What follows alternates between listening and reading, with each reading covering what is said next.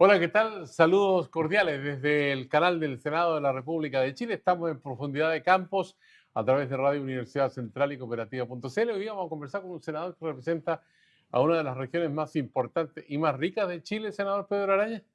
Hola Sergio, gracias por la invitación. Así dicen, una de las regiones más ricas de Chile, la que obviamente produce el cobre, el sueldo de Chile, que ha sido parte importante del sustento de la economía nacional. Además de la producción de cobre, también hay una riqueza pesquera en el norte que es muy trascendente.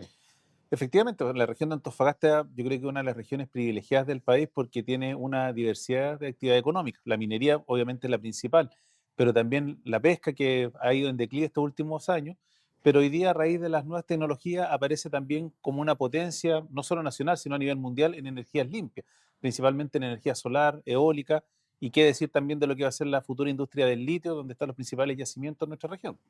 Ahora, la industria del litio es muy trascendente porque como vienen los autos eléctricos, se van a necesitar baterías y el litio es uno de los insumos más importantes para funcionar con electricidad generada precisamente a través de ese sistema. Bueno, justamente ese es uno de los temas que hemos estado trabajando porque sabemos que quizás esto no es un tema que va a resolver los problemas de la región de Antofagasta y del país en el breve plazo, pero sí en el mediano plazo puede ser un tema muy importante para Chile, porque en la región de Antofagasta están dos de los principales insumos para el auto eléctrico, que es el cobre y el litio. Y en esto, nosotros lo hemos dicho, la región de Antofagasta, especialmente la comuna de Calama, San Pedro de Atacama, pueden tener un salto al desarrollo histórico si logramos que se instale en nuestra región una planta de fabricación de baterías de litio o un centro de alta tecnología que permita darle usos distintos al litio y no sigamos con el mismo criterio que hemos tenido las últimas décadas de exportar la materia en bruto sin darle un procesamiento como lo hicimos con el cobre. Litio, cobre, pesca, pero al mismo tiempo el puerto de Antofagasta es muy importante para la zona norte y también para los países vecinos. Sin duda, porque el puerto de Antofagasta o la región de Antofagasta tiene una ubicación privilegiada, especialmente cuando uno mira hacia el Asia-Pacífico. Puede transformarse el puerto de Antofagasta y también el puerto de Mejillones en uno de los principales puertos del país para sacar nuestras exportaciones hacia el Asia-Pacífico y también ser un puerto de salida para Brasil, Argentina, Perú y Bolivia. Y eso obviamente puede consolidar a la región de Antofagasta en un lugar privilegiado en el tema del transporte marítimo y también el transporte multimodal. Ahora, yo solo de imaginar lo que hay que hacer en un fin de semana cuando usted, por ejemplo, va a recorrer la región de Antofagasta, son decenas de kilómetros de un lugar a otro. Exactamente, la región de Antofagasta tiene la particularidad para quienes no la conocen, que se compone de 9 comunas. Y a diferencia de lo que ocurre en la zona central del país o en el sur, las distancias son en vehículos de 2 a 3 horas, donde prácticamente no hay nada. Uno cruza el desierto. Cuando uno va, por ejemplo, de Antofagasta a tal, son 3 horas en auto y es atravesar el desierto. Cuando uno va a Calama, son 2 horas y media. Uno pasa por la comuna de Baqueano y Sierra Gorda y también es seguir cruzando el desierto porque es una región demasiado extensa donde además también no se ha construido una cantidad importante de poblados, como ocurre, por ejemplo, en el sur, que uno visita 2 ciudades, pero hay una cantidad de villorios, de casas, entre medio. La Claro. geografía del lugar de la región de Antofagasta no lo permite. Otra riqueza que tiene la región de Antofagasta es las posibilidades para el turismo, ¿no? Sí, pues la región de Antofagasta tiene uno de los tres principales atractivos turísticos de Chile, que es San Pedro de Atacama, que año a año está atrayendo cada vez más una cantidad importante de extranjeros, principalmente europeos y hoy día en mayor medida chinos y japoneses, que están viniendo a conocer nuestra realidad en San Pedro de Atacama. Pero también la región de Antofagasta, mi impresión es que en el mediano plazo se va a transformar en una región de intereses turísticos especiales, principalmente porque en la región se están construyendo los principales telescopios a nivel mundial. Tenemos ya operando Cerro Paranal, en los próximos años va a entrar Cerro Armazones, que es el telescopio más grande del mundo, está el proyecto ALMA, entonces hay un circuito también muy interesante en tema astronómico en la región de Antofagasta que hoy día no está siendo suficientemente explotado como un tema turístico. Además están los paisajes naturales, por ejemplo, el caso del Valle de la Luna, o por qué no hablar del interior de San Pedro de Atacama, de los geysers, por ejemplo. Sí, pues, efectivamente nuestra región tiene una cantidad de paisajes naturales que son maravillosos y un contraste que yo creo que se da en pocas partes del mundo, que es este contraste de que uno puede visitar el desierto y se encuentra inmediatamente con el mar. Cuando uno viaja desde San Pedro de Atacama a Calama, Antofagasta, va recorriendo el desierto y de repente se encuentra con el mar, donde además los atardeceres son de colores muy hermosos, con lugares para conocer muy lindos y donde además también hay realidades que a mucha gente le gusta conocer, por ejemplo, lo que es la actividad salitrera. En nuestra región hay muchas ruinas salitreras, pero tenemos la particularidad que está la última salitrera del mundo funcionando, que es María Elena. Entonces son contrastes que no se dan en otras partes, que yo siempre he dicho, la región de Antofagasta, producto de que su principal actividad económica es la minería, ha pecado de no ahondar en otra actividad económica como el turismo, donde podríamos perfectamente potenciar mucho la actividad turística de la región de Antofagasta, no solamente con los paisajes naturales de San Pedro de Atacama, sino con este turismo especial de la astronomía o con lo que ocurre, por ejemplo, en las visitas a la salitrera. Ahora, todos estos íconos que van marcando la riqueza natural, humana de la región de Antofagasta, nos lleva a pensar qué pasa con la conectividad terrestre, por ejemplo, cómo están las carreteras, los caminos de conexión entre los distintos villorrios que hay, especialmente hacia el interior de la región de Antofagasta. Se ha hecho un esfuerzo muy importante en los últimos 20 años de lograr una mejor conectividad, pero sin duda seguimos teniendo problemas importantes de conectividad. De hecho, todavía no se puede empezar a construir el término de la autopista entre Antofagasta y Calama. Solamente está construido el primer tramo, que es de Antofagasta hasta Carmen Alto, pero Carmen Alto-Calama todavía no se construye. Es un camino que, para quienes no lo conocen, tiene algunas dificultades, principalmente por el alto tráfico de camiones que hay asociado a la gran minería del cobre. Y también hacia los ciertos sectores del interior falta todavía mucha conectividad que mejorar. Por ejemplo, la ruta Antofagasta-Tocopilla e incluso la conectividad entre Tocopilla y la comuna de Iquique, que son rutas que efectivamente hoy día se están utilizando mucho más y que merecen hoy día tener una doble pista, tener estándares de seguridad como los que existen en la zona central del país. Usted hace referencia Antofagasta Tocopilla, eso es por la costa, y de Antofagasta a Calama hacia la cordillera. Esta situación, uno diría, bueno, hay una necesidad urgente, pero no se resuelve. Usted forma parte del comité de descentralización de los parlamentarios. ¿Se discuten estas situaciones ahí? Justamente porque lo que nosotros hemos dicho, parte importante del desarrollo de la región pasa por descentralizar, porque muchas veces una decisión que para la región es importante cuando tiene que venir a un visto bueno en Santiago, en el Ministerio de Desarrollo Social o derechamente en el Palacio de la Moneda, no se ve la misma necesidad y se decide no financiarlo. O sea, por ejemplo, el tema de la conectividad interna en la región, en mi impresión es algo que tienen que definir las regiones, cuáles son las rutas que quieren tener, cuáles son las que se quieren privilegiar en mejor infraestructura. Y eso muchas veces no coincide necesariamente con lo que está pensando la autoridad central en el Ministerio de Obras Públicas. O, por ejemplo, cuáles son las necesidades de la región, porque a veces se ve con un criterio que no se conoce la realidad local. Yo muchas veces, y esto lo planteamos en un tema de seguridad pública, lo hemos conversado con distintos ministros del Interior, cuando uno no ha recorrido la cordillera de la segunda región, es muy difícil que se pueda formar una imagen respecto de lo que ocurre con la vulnerabilidad de la frontera en la región de Antofagasta. Porque muchas veces, claro, se llega a Santiago y esto se ve en un mapa y dice, no, si la distancia acá son tantos kilómetros, pero no se conoce la geografía, no se conoce la aridez del lugar, lo complejo que muchas veces puede resultar recorrer 30 o 40 kilómetros en la región de Antofagasta. Señor Pedro Araya, ¿cuál es la dimensión, ya que menciona usted el aspecto de seguridad del tráfico de drogas, por ejemplo, o de la acción de la delincuencia en la región de Antofagasta? Nosotros en la región de Antofagasta tenemos un problema serio con el tema del tráfico de drogas, por esto que te planteaba recién. Nosotros tenemos hoy día una cantidad importante de pasos no habilitados que son utilizados diariamente para el tráfico de drogas. No por nada la región de Antofagasta es la donde más drogas se decomisa en el año, y especialmente en la comuna de Calama. Y esto tiene que ver con que hoy día hay una vulnerabilidad en la frontera, muchas veces la frontera se cruza caminando. Cuando uno conoce la zona se da cuenta que se puede transitar por zonas que no hay ningún tipo de control, porque no tenemos la cantidad suficiente de policías para vigilar esos puntos, porque cada vez las bandas de narcotráfico están encontrando lugares distintos por los que ingresar a la región. Y eso obviamente se genera una sensación y un problema de inseguridad, porque en el último tiempo, en zonas como Calama, Taltal, que es una comuna muy tranquila, Antofagasta, se están cometiendo muchos delitos violentos, principalmente asociados al tema de tráfico de drogas. ¿Quedan campos minados en la región de Antofagasta? No, hoy día es muy poco lo que queda de campos minados, y que justamente cuando Chile suscribió el Tratado de Ottawa y se empezó a desminar la cordillera de la segunda región, aumentó mucho el tráfico de droga porque ya no existía este temor de los traficantes de que iban a estar cruzando en una zona donde habían campos minados. Hoy día ya prácticamente se ha eliminado cerca de un 90-95% las minas antipersonal y minas antitanque que existían en la región. Entonces hoy día, claro, es una zona donde se pasa con mucha más facilidad de lo que ocurría hasta antes de que se produjera el desminado.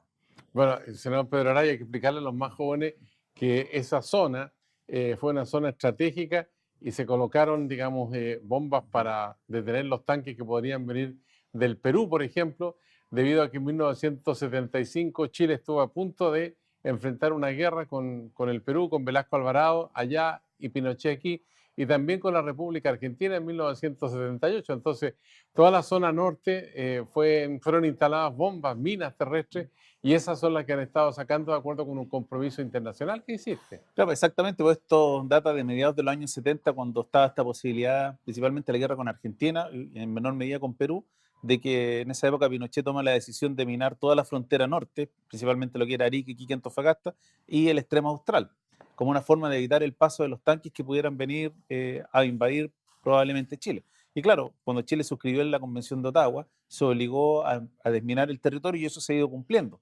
Falta hoy día un porcentaje muy bajo, por lo menos en la región de Antofagasta, y esto, claro, dejó hoy día la cordillera prácticamente libre para el tránsito de personas y vehículos, cosa que no ocurría antes porque hubieron varias personas que trataron de cruzar en forma ilegal, algunas de ellas se cruzaron con estas minas antipersonales y terminaron en tragedias personales o personas gravemente heridas. Entonces había cierto temor de quienes cruzaban en forma ilegal por dónde cruzaban. Pero hoy día que saben que ya prácticamente está desminado toda la frontera de la región de Antofagasta, esto se ha ido acrecentando con el paso del tiempo. Y algo que hemos conversado permanentemente con las policías de la región de cómo se mejora la vigilancia en frontera. Ahora, el presupuesto 2019 está oleado y sacramentado. ¿Se contempla en el presupuesto, por ejemplo, en el área de obras públicas, implementar las carreteras que usted señalaba entre Antofagasta y la cordillera y la costa? Lo que está contemplado en el presupuesto 2019 para la región es, bueno, la mantención de una serie de caminos, principalmente caminos productivos, y también la licitación de la construcción de la autopista Carmen Alto Calama, que es el tramo que falta, que hoy día está con algunos problemas, dado que se ha hecho por parte de algunos ciudadanos una consulta de que esto tiene que tener estudio de impacto ambiental, y eso tiene hoy día un poco entrabado la construcción de la carretera, pero hoy día hay recursos comprometidos para la mantención y mejoramiento de caminos en la región. Ahora, ¿qué pasa con la tributación de las empresas mineras? Porque operan en la región de Antofagasta u otras regiones, pero tienen sus oficinas en la Avenida del Bosque en Santiago, entonces tributan en la comuna de Las Condes. ¿Eso se termina o sigue igual? Esa es una de las peticiones que se le ha hecho a los distintos gobiernos. El actual gobierno, el presidente Piñera, se ha comprometido a estudiar una fórmula de tributación regional, donde nosotros lo que le hemos dicho al presidente es, mire, si acá no es necesario que se pongan nuevos tributos, lo que le estamos diciendo es que las empresas tributen en aquella comuna donde efectivamente tienen su obra o faena, porque es bien absurdo que las grandes compañías mineras que generan la externalidad negativa de contaminación, de alto costo de vida en la región de Antofagasta, pagan la mayor parte de sus impuestos en comunas como Las Condes, Vitacura o Providencia. Y lo que hemos dicho nosotros es que eso hoy día que esas patentes municipales, por ejemplo, vayan directamente a la comuna donde tienen la actividad productiva.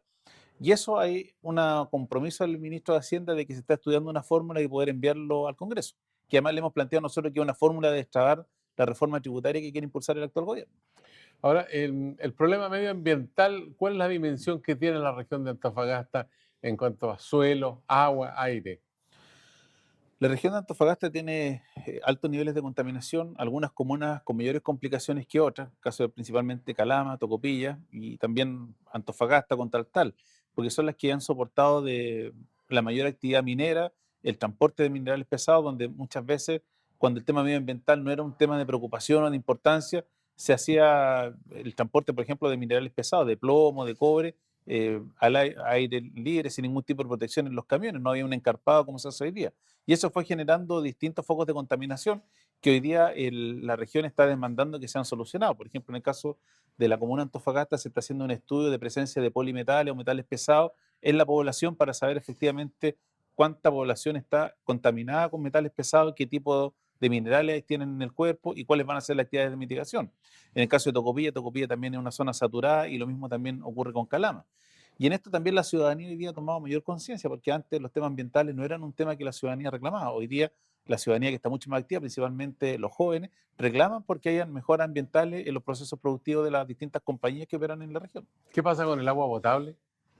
El agua potable, si bien es cierto, tuvo hasta, yo me atrevería a decir, hasta mediados de los años 90 una cantidad importante de problemas porque tenía una alta concentración de arsénico el agua. Esto se fue en el tiempo tratando a través de la construcción de plantas de abatimiento de arsénico y distintos procesos que fueron purificando el agua. Y lo que hoy día se ha ido corrigiendo porque, por lo menos en el caso de la comuna de Antofagasta, la mitad de la población hoy día se abastece con agua desalada y la otra mitad con agua que proviene de la cordillera. Y esto ha obligado a la empresa de servicios sanitarios de la región a mejorar sus procesos para la calidad del agua. Hoy día tenemos un agua que es de bastante mejor calidad de la que teníamos hace 10, 15 años atrás.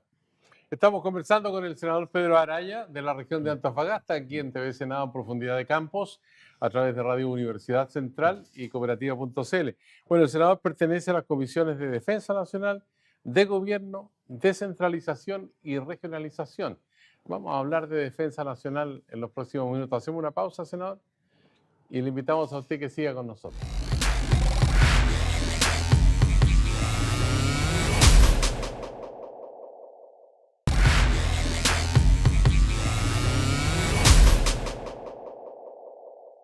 Ya estamos de vuelta aquí en TV Senado en Profundidad de Campos para seguir conversando con el senador Pedro Araya de la región de Antofagasta. Senador, yo mencionaba lo de las comisiones que usted participa de la Defensa Nacional y hay un proyecto del gobierno para aumentar la edad de jubilación de los integrantes de las Fuerzas Armadas. ¿Usted le parece que es el camino adecuado?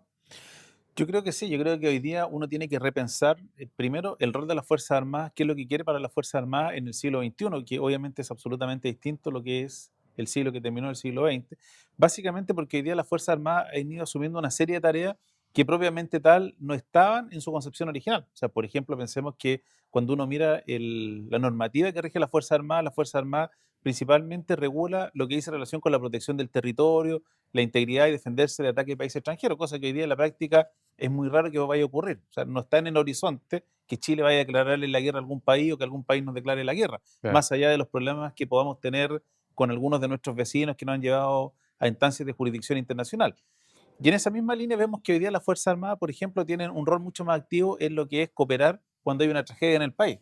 Cada vez que hay un terremoto, que tenemos un tsunami, hay un incendio de proporciones, se recurre a las Fuerzas Armadas para que a través del personal que está en la institución, más los medios materiales, ayuden a socorrer a los chilenos que están en problemas.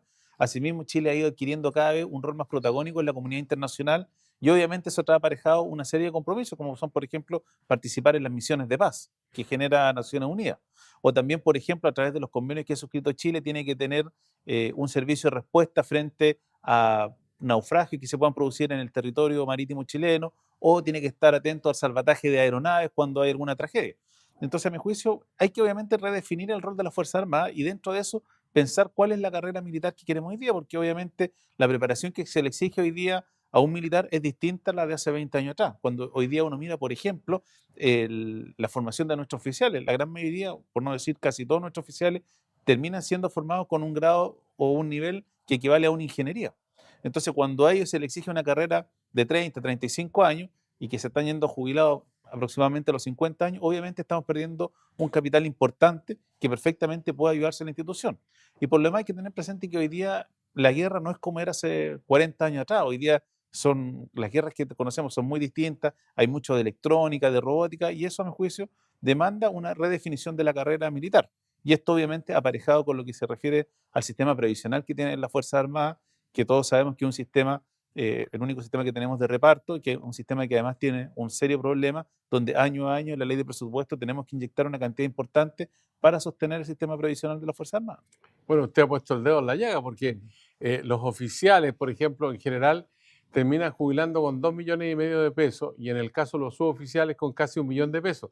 Entre tanto, en la civilidad hay alrededor de 1 millón de personas que reciben una jubilación de 190.000 pesos, o sea, una diferencia abismante. Perdón, y no solo con el monto, sino que tiene que ver con la edad también, porque en promedio los funcionarios de las Fuerzas Armadas están jubilando entre los 48 y 55 años, con ese monto de pensiones, y un chileno para llegar a los 190.000 pesos empieza a pensar en jubilarse a los 65 años. Entonces, por eso efectivamente yo creo que hay que entrar a una discusión respecto del modelo de Fuerzas Armadas que queremos y dentro de eso el modelo previsional. Ahora, en el caso de los civiles que jubilan, es la plata que ellos ahorraron durante toda la vida Exactamente. laboral. En el caso de las Fuerzas Armadas, es plata que pone el Estado en su gran mayoría para ese fondo de pensiones en cajas de previsión que son exclusivamente para las Fuerzas Armadas de la Defensa Nacional. Es que exactamente, porque hoy día el sistema de las Fuerzas Armadas, si uno le dijera, mire, a las Fuerzas Armadas, usted con la plata que junten, vean sus jubilaciones, no le alcanza. Y por eso año a año la ley de presupuesto está inyectando miles de millones de pesos a fin de poder mantener el sistema previsional de las Fuerzas Armadas. Donde, claro, obviamente hoy día, a la luz de lo que tiene la mayoría de los chilenos, es un sistema privilegiado de jubilación. que además también hay que decirlo, tiene que ver un poco con lo que es la carrera militar o la concepción que había en su minuto de la carrera militar.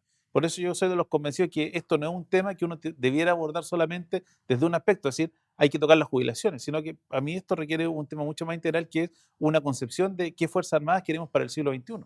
O, por ejemplo, pensar qué es lo que ocurre. Muchos de estos personal de Fuerzas Armadas que pasa a retiro, muchos de ellos son recontratados como personal civil para cumplir funciones similares a las que tenían antes de irse a retiro. Entonces, esos son temas que hay que regular, porque perfectamente hoy día, en esta nueva concepción de Fuerzas Armadas, uno podría alargar la carrera de los militares sin que eso significara un detrimento respecto de la carrera de ellos o de las condiciones en que van a cumplir las labores que en la institución. Ahora, una de las preocupaciones que está latente en la ciudadanía tiene que ver con la seguridad, que lo mencionábamos también en la primera parte del programa. Entonces uno dice, bueno, en este momento Carabineros está muy mal pie, por todo lo que conocemos, digamos, por el fraude en Carabineros, más de 28.000 millones de pesos, también por la falsificación de la operación Huracán, el caso del asesinato de Camilo Catrillanca. Pero al mismo tiempo se habla de modernizar la policía uniformada. Ahí hay dos escalafones, ¿debería haber uno solo? Te pregunto. Yo creo que sí, yo creo que debería haber un solo escalafón de las policías, pero esto no, a mi juicio, la modernización de las policías no pasa por eliminar un escalafón, sino que tiene que ver en una concepción mucho más profunda. Tiene que ver, por ejemplo, con una definición clara de qué queremos para las policías a la luz de lo que está pasando hoy día, a la luz de lo que son las demandas del país. O sea, por ejemplo, se justifica hoy día tener a la policía de investigaciones, que es una policía científica dedicada a investigar delitos, y tener a su vez a carabineros con dos áreas: control de orden público y también investigación de delitos. O sea, yo soy de los convencidos, así lo he dicho, que creo que hoy día llegó el minuto de hacer una definición clara. Carabineros de Chile debiera ser una policía dedicada al control del orden público y nosotros tener una policía especializada en materia de investigación criminal. Porque hoy día hay una duplicidad de esfuerzo en que se inviertan recursos en la PDI, en Carabineros, para investigar delitos, cuando lo lógico sería que fuera una sola policía científica dedicada a la investigación criminal y una policía al control del orden público. Porque basta pensar, por ejemplo, lo que ocurre cuando muchas veces Carabineros y la PDI llegan al mismo sitio del suceso, las disputas que se producen entre ambas instituciones. Y eso también tiene que ir de la mano con poder redefinir cuál es la formación que queremos para las policías. También, yo estoy convencido que hoy día tenemos que avanzar en una definición distinta de lo que se le está entregando en las escuelas matrices, en la escuela de formación policial, respecto de enseñanza a los carabineros, de cuáles son los principios, qué es lo que queremos con la institución. Y es una definición, yo creo que va mucho más allá de si se elimina o no se elimina un escalafón. Ahora, usted hacía mención a algo que es bien importante. En el caso del Ejército, por ejemplo, o la Marina o la Fuerza Aérea, hay muchos oficiales que se capacitan y terminan con un magíster, por ejemplo, en ciencia política u otra especialidad. Pero esos programas que ellos asumen, digamos, como capacitación de posgrado, están debidamente acreditados. Sin embargo, los programas de formación de la policía uniformada no están acreditados por la CNA, la Comisión Nacional de Acreditación, que sería fundamental como para tener un parámetro de calidad, ¿no le parece a usted? Es que por eso justamente yo creo que la reforma de Carabineros tiene que ser una reforma integral que pasa por la formación policial. Cuando uno hace una definición respecto de cómo quiero formar un carabinero, yo voy a decirle, mira, esta es tu formación básica y a partir de esto le vamos a exigir que se tenga que formar en ABC, pero eso que esté acreditado de forma tal de tener una comparación respecto de, por ejemplo, qué ocurre con el resto de las Fuerzas Armadas. Y eso también que sirva de un incentivo para los carabineros de saber que ellos van a terminar con una carrera que tenga un reconocimiento académico en este minuto. Eso hoy día no ocurre. Y que además también yo creo que sirve mucho para poder ir determinando cómo se va formando también la oficialidad que queremos en la institución. Ahora, durante la dictadura, carabineros de una policía uniformada para prevenir y reprimir el delito se transformó en una policía militarizada. ¿Esa situación es anómala para usted o cree que es lo más normal del mundo? Yo creo que es una situación anómala y por eso vuelvo a lo que decía recién Sergio. Yo creo que hay que hacer hoy día una definición con carabineros y que tiene que tomarle el gobierno. Es decir, nosotros queremos seguir con esta anormalidad o con esta dualidad de carabineros que es una línea muy difusa o efectivamente tomamos una definición. Yo soy de los convencidos que carabineros debiera ser una policía dedicada al control del orden público y tener una policía exclusiva dedicada a la investigación científica, de forma tal de poder tener separada la área, porque hoy día lo que tenemos es esta suerte de policía militarizada que además investiga delitos es bastante complejo y además no permite enfocar adecuadamente los esfuerzos necesarios para poder combatir el delito, que yo creo que debe ser obviamente la principal preocupación de las policías. Y en esto también, claro, porque cuando uno empieza a mirar o empieza a mirar en su conjunto, el gran problema que nosotros, yo creo que tenemos en materia de seguridad es que seguimos mirando la seguridad como un estanco de cada institución. Lo que hace Carabineros lo hace Carabineros, pero muchas veces no lo conversa con la PDI, lo que hace la PDI lo hace solo la PDI, el Ministerio Público, por otra parte, lleva investigaciones, pero a veces no comparte o no tiene criterios comunes con Carabineros, con la PDI de cómo llevar las investigaciones, y eso qué es lo que ha generado que hoy día tengamos una cifra importante de delitos que en Chile no se aclaran. Si uno tuviera una visión global respecto a cómo enfrentar la seguridad con una institución, con policía científica, donde pudiera fijarle criterios de trabajo, donde pudiera fijarle metas comunes, mi impresión es que podríamos resolver una cantidad importante o mucho mayor de los delitos que hoy día se resuelven. Partiendo, por ejemplo, con mejorar los temas de inteligencia policial, que es donde hoy día tenemos una gran falencia, a mi juicio. Ahora, usted, senador Pedro Araya, seguramente ha escuchado que las crisis, por último, son buenas porque permiten avanzar y se constituyen en una oportunidad. Yo le pregunto, en el caso de los escándalos que ha habido en el ejército, en Carabineros y todo eso, llegó el momento de hacer un cambio. Usted seguramente ha escuchado esa frase que decía que durante del 90 para acá, en esta transición y después la consolidación del sistema democrático, eh, las Fuerzas Armadas hacían como que obedecían, al igual que Carabineros, y los civiles hacían como que mandaban. ¿Era así la realidad que teníamos hasta ahora o no? O sea, yo creo que eso quedó demostrado hace un par de semanas atrás, cuando el presidente Piñera le pide la renuncia al general de Carabineros Hermes Soto, que además hay que decirlo, era un general director nombrado por Sebastián Piñera, no fue nombrado por el gobierno anterior, y él dice que no le va a renunciar. Ahí se da cuenta que hay un problema del poder civil sobre el funcionamiento de las Fuerzas Armadas y las Fuerzas de Orden y Seguridad. Porque lo que uno hubiera esperado, independiente de la decisión, las razones que hubiera tenido el general Soto, que no las conozco, es lo que hubiera dicho: el presidente me pidió la renuncia, inmediatamente le pongo mi cargo a disposición. Pero muy por el contrario, le dice: ¿sabe qué? No le voy a renunciar, y obliga, en una cosa muy curiosa, que el presidente haga uso del famoso decreto fundado, que fue esta institución que se le ocurrió a la derecha en su minuto en las reformas constitucionales del 2005, como una forma de entrabar que el poder civil efectivamente controlara al mundo militar de las fuerzas de orden y seguridad. Y eso, claro, da cuenta que tuvimos una transición que pactadamente permitió esta serie, tratar más laxo a las Fuerzas Armadas y de Orden y Seguridad. O sea, parte importante de los escándalos que hemos conocido hoy día de los temas financieros da cuenta porque no había un control férreo respecto de cómo se gastaban los recursos de las Fuerzas Armadas. O sea, lo que pasó con el uso de la ley reservada del cobre o con este mismo fraude de Carabineros da cuenta de ello. Bueno, la ley reservada del cobre ya no va a tener el financiamiento para las Fuerzas Armadas. Así esperamos todos que se logre la ley reservada del cobre y que este proyecto que está discutiendo el Senado de nuevo financiamiento de las Fuerzas Armadas pueda ser aprobado, porque efectivamente es un proyecto que permite avanzar hoy día en mayor transparencia, en mayor control respecto de qué es lo que es el gasto militar, donde además también hay hoy día una mirada mucho más clara respecto de qué es lo que vamos a financiar y qué no vamos a financiar en temas de compras militares, que además uno siempre sabe que esto es un tema bastante impopular, porque cuando uno le dice a uno chileno: mire, ¿sabes qué? Tenemos que discutir si compramos un tanque o construimos un hospital. No son discusiones que uno quisiera tener, pero obviamente tenemos que avanzar hoy día en un sistema mucho más transparente y de mayor control en materia de financiamiento, donde efectivamente haya claridad respecto de quién controla, en qué se está gastando la plata y que efectivamente esos recursos estén bien gastados. Ahora, el caso del asesinato de Camilo Catrillanca, que complicó bastante al gobierno, porque el gobierno tenía la autoridad sobre la policía de Carabineros. ¿Hasta qué punto ve usted que eso produjo un antes y un después? Yo creo que efectivamente hay un antes y un después por varias razones. La primera, por una razón política. Yo creo que el ministro del Interior, Andrés Chadwick, quedó muy debilitado respecto al caso Camilo Catrillanca, porque ahí habían dos posibilidades: o Carabinero le mintió al ministro del Interior y como consecuencia de ello el ministro del Interior no tenía la autoridad suficiente sobre la policía para que le estuvieran informando efectivamente qué es lo que ocurría, o la segunda razón: él sabía lo que pasó y guardó silencio a la espera de que no ocurriera nada. Las dos situaciones, a mi juicio, igual de graves. Entonces, lo que ocurrió con Camilo Catrillanca, que por cierto es muy lamentable la muerte del comunero mapuche, da cuenta que el poder político no estaba controlando adecuadamente a los carabineros y que además el diseño que se fijó el gobierno de Sebastián Piñera para, entre comillas, pacificar la Araucanía fue un mal diseño, que hoy día le explotó en la cara, donde efectivamente se dieron cuenta que ellos no tienen control de la policía, se dieron cuenta de que el propio ministro del Interior se vio involucrado en una situación que lo dejó absolutamente hoy día debilitado como un interlocutor válido en la Araucanía, como un interlocutor válido respecto al orden y seguridad pública.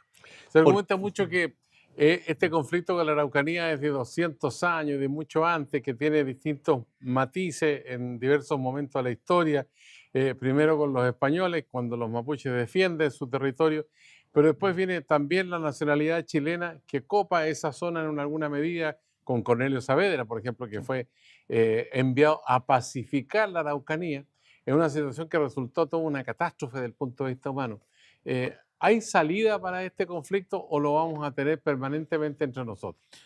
Yo tengo la impresión de que este es un conflicto bastante complejo que no es de fácil solución, donde por una parte hemos tenido intransigencia de los gobiernos de turno, del pueblo mapuche, en orden a buscar caminos comunes de solución. Y las decisiones que se han tomado principalmente en el actual gobierno de prácticamente militarizar la Araucanía, de presentar en su minuto estas fuerzas especiales como un comando especializado que iba a llegar a pacificar la Araucanía, en nada ayudó a poder tener un diálogo franco con el pueblo mapuche en orden a buscar una salida que efectivamente permita ir pacificando la Araucanía y terminando con el conflicto. Ahora, este es un conflicto que efectivamente se arrastra más de 200 años, pero lo que uno esperaría es que efectivamente hoy día, en un diálogo sincero, pudiéramos llegar a puntos comunes respecto de cómo el pueblo mapuche se siente integrado, cómo se logra un desarrollo en la región de la Araucanía que hoy día se ha visto limitado por el conflicto que está ocurriendo. Usted forma parte de la Comisión de Descentralización también, o de la bancada, donde están los senadores regionalistas. ¿Han avanzado en su propósito, aunque sea 1 milímetro o no? Yo creo que hemos ido avanzando, o sea, con el gobierno de la presidenta Bachelet logramos avanzar con la elección de gobernadores regionales, la transferencia de competencia. Y lo que nos queda avanzar con este gobierno, y que si al final del gobierno del presidente Sebastián Piñera se logra, va a ser un gran paso, es poder establecer los tributos regionales. Porque lo que hemos dicho nosotros, si bien es cierto, es importante elegir los gobernadores, si las regiones no tienen recursos propios de cómo llevar adelante, cómo implementar los distintos planes, es poco lo que se va a poder hacer. Y parte importante de poder descentralizar pasa porque la región pueda recaudar sus dinero y decidir en qué lo invierte en la zona, perfectamente mirando cuáles son las necesidades sin tener que estar preguntándole a un ministro en Santiago respecto a si puede o no puede invertir en tal área de la región. Usted se ha preocupado también de la ciberseguridad. De repente aparece noticia que se introdujeron en un banco y sustrajeron dinero a través de Internet y todo eso. Y la legislación chilena es de 1993. ¿Hay un atraso sustantivo ahí? Entonces yo diría que más que un atraso sustantivo, si hay una deuda que tenemos nosotros es una legislación adecuada en materia de ciberseguridad. La legislación nuestra es de principios de los años 90, cuando el comercio electrónico en Chile, el uso de Internet, era prácticamente para una élite. Hoy día que está masificado, no tenemos nosotros una protección jurídica adecuada.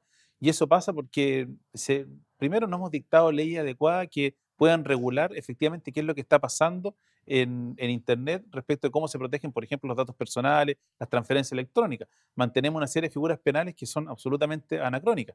En segundo lugar, tampoco nosotros no hemos definido como país una estructura para enfrentar la ciberseguridad. Hoy día hay esfuerzos individuales que hace, por ejemplo, el gobierno, que hacen los privados, pero no tenemos una estructura que efectivamente mire cómo se protege la infraestructura crítica, cómo se protegen, por ejemplo, las transferencias bancarias que realizan los ciudadanos día a día, cómo se mejoran los estándares de ciberseguridad en las distintas instituciones, tanto públicas como privadas. Y en eso, obviamente, yo lo he dicho, nosotros tenemos una tremenda deuda, ni siquiera estamos en pañales en poder avanzar en una legislación que efectivamente nos proteja respecto a la realidad del siglo XXI. Y eso también, por ejemplo, en materia de protección de datos personales, donde nosotros prácticamente no tenemos legislación que ampare a un ciudadano frente al tráfico de datos que se produce de una persona. Senador, se pasó volando el tiempo, ¿eh? Sí, se nos fue rápido el tiempo. Sí, quiero agradecerle la gentileza de conversar con el canal del Senado en Profundidad de Campos.